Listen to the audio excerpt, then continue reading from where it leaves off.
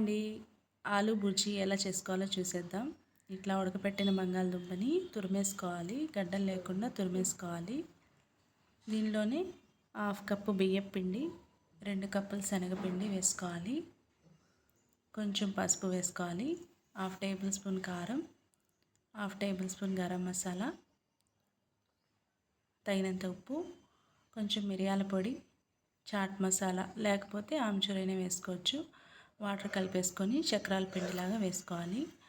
Oil తడుపుతూ ఉంటే చక్రాలు అనేవి జారుతాయండి. ఇట్లా మంచిగా వేయించేసుకోవాలి. తొందరగానే వేగిపోతాయి. సన్నగా కావాలంటే సన్నగా వేసుకోవచ్చు, లావుగా కావాలంటే లావుగా వేసుకోవచ్చు. ఇలా ఒక బౌల్లో వేసుకొని వేడి మీదే తుంపులు చేసేసుకోవాలండి.